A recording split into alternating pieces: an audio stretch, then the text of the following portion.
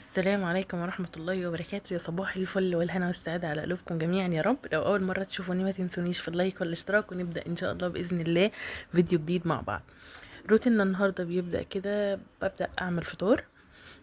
يعني الجو حر والواحد اصلا ما عندوش طاقه، وبصراحه اليوم اللي ببقى بفطر فيه لوحدي ده بيبقى يعني ايه، بقول لا اهو اي حاجه وخلاص. لكن النهارده صحيت بقى، قررت ان انا اعمل فطار. فعملت البيض كده وحطيت فيه توست، وحطيت جواه جبنه رومي و لانشون، وقطعت خضار كده، وجبت كوبايه ميه وقلت اطلع افطر. كان الفطار اللهم لك الحمد جميل، يعني الجبنه ساحت جوه. وبصراحه البيض كده طعمه حلو، يعني بالتوست مش طعم البيض مش باين قوي. النمل طبعا مبهدل الدنيا في الحر دي، او تقريبا هو بيجمع الاكل بتاعه دلوقتي. شلت كده الصولة، مكان ما بنقعد بالذات، يعني السجادة الصغيرة اللي تحت السفرة دي احنا ما بنقعدش هناك خالص، فبصراحة اصلا ما بتتوسخش. وانا يوميا بعملها، اما كنتش بشيل وبمسح فبشغل المكنسة، فلقيت ان هي مش محتاجة ان هي تتشال، مفيش اي حاجة هناك. فشلت ومسحت كده مكان ما بنقعد، علشان لو في فتافيت اكل او حاجة مكان النمل. وطبعا كان اليوم لسه بدري، كانت الشمس زي ما انتم شايفين. بدأت لمعت الجزامة، ولمعت البوفيه، ولمعت كل الحاجة الموجودة. وكده كنت خلاص فرشت، واللهم لك الحمد. طبعا اديت مسح لكل حاجة. الجو فيه تراب صعب قوي بصراحة، يعني الواحد مجرد ما بينظف بيصحى تاني يوم الصبح بيلاقي المكان عايز يتنظف كأنه ما عملش اي حاجة خالص. فكده كان اللهم لك الحمد. غسلت الشجرة دي وفرشت وظبطت الدنيا كده، وقلت ادخل بقى ايه، الواحد مشتاق ان هو يعمل اكل حلو. وبصراحة الصيف ما بيشجعش قوي، ولكن طبعا بما اني كنت مجهزة في بوست التجهيزات، سوري، في الفيديو بتاع التجهيزات والتفريزات بتاعة الشهر، فكان عندي فراخ مشوية كده. كنت عاملة فرختين ومتبلاهم جاهزين، ما كنتش هعمل حاجة غير ان انا بس هحطها في الفرن. وقلت اعمل جنبهم شوية رز بسمتي، مش هحتاج اقف في المطبخ كتير، ولكن ايه، الواحد ياكل اكل حلو. وكان طبعا عندي سلطه التوميه وكول سلو، وكانوا باقيين من الاكل اللي عملناه في الفيديو اللي فات في الشاورما السوري. فعملت الاكل كده، واللهم لك الحمد، الاكل كان جميل ولذيذ قوي. اتفضلوا معايا، جميل قوي، اللهم لك الحمد. عملت الغدا، وبصراحه الواحد يعني ايه، كان مفيز برغم ان انا ما وقفتش في البوتاجاز، يعني انا اسفه ما وقفتش في المطبخ غير وقت قليل. ولكن طبعا البوتاجاز الصاده اللي طالعه من الفرن مع الصاده اللي فوق، كنا الحمد لله كلنا. وشطبت المواعين، وقلت بقى علشان خاطر ما اضطرش ان انا ادخل المطبخ تاني، وغسلت البوتاجاز كده، ودي كانت حلة الرز. فقلت كده الواحد بقى يطفي النور يطلع يقعد بره بصراحه، لان الجو كان صعب قوي. اقعد بقى لا طبعا. قلت لما اعمل حاجه حلوه، بما اني كده كده ما وقفتش في المطبخ كتير، فجبت لفه جلاش كده.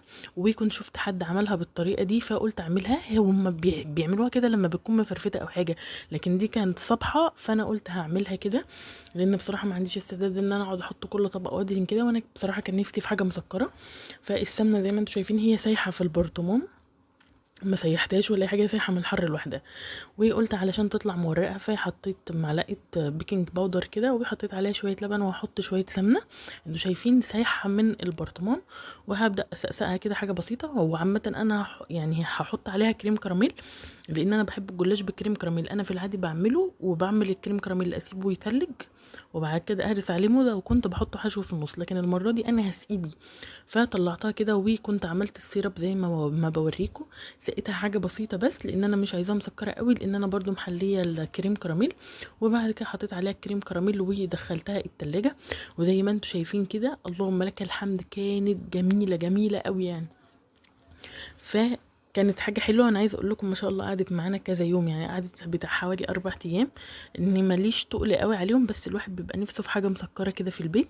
فكانت جميله قوي وكانت محمره. عملت هنا بقى كده كوبايه نسكافيه، وحطيت حته جلاش كده، وقلت اطلع بقى اروق على نفسي. اليوم خلاص اصلا كان ما شاء الله، يعني كان خلاص قبل المغربيه.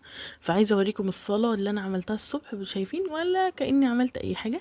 لكن اللهم لك الحمد على البهدله، ولا اللهم لك الحمد على الروتين، اصلا نعمه. فقلت عادي انا هدي اعصابي، كده كده بننضف كل يوم. الاولاد وسخوا لعبوا بهدلوا، هي كده كده يعني بننضف، ربنا يدينا الصحة وننضف، اهم حاجة هم يفرحوا ويلعبوا. من ضمن الحاجات الجميلة اللي انا لقيتها المنديل بتاع كاتب كتابي ده، لقيته تحت السرير وانا بنضف، فمعمول هاند ميد، معمول جميل قوي. يعني الواحد اتبسط قوي بصراحة، يعني رجع للواحد ذكريات كده. فدي برضو كانت من ضمن الحاجات الجميلة اللي قابلت الواحد. كمان بقى وانا بنضف لقيت ملايات هوريها لكم دلوقتي، بس الجو ما اقولكوش بقى كان حر حر يعني، برغم ان الشمس مشيت، ولكن طبعا الحيطان كانت بتطلع صهدة. فكان عندي التوت التوت اللي هو البلو بيري والراسبيري ده، فقطعت ليمون كده وحطيت عليهم شوية صودا وطلعت علشان خاطر اشوف اخر الاخبار. وخلاص الدنيا كانت بتليل، بوريكم ان هو ازاي شايفين يعني ما شاء الله التوت صبغ الصودا. لقيت بقى الملايات دي، فقلت كده يعني ايه محتاجين لهم كوفرته كده اوف وايت ان شاء الله باذن الله، من الكوفرتات البيكا اللي طالعه دي، ان شاء الله نجيبها ونعملها في فيديو جديد ان شاء الله. يا رب يكون الفيديو خفيف ولطيف على قلوبكم، ان شاء الله باذن الله اشوفكم في فيديو جديد وروتين جديد. دمتم في امان الله، ربنا يا رب ينعم علينا بالسكينه يا رب، ويجعل بيوتنا بيوت راحه واستقرار يا رب. اشوفكم ان شاء الله باذن الله، ما تنسونيش في اللايك. مع السلامه.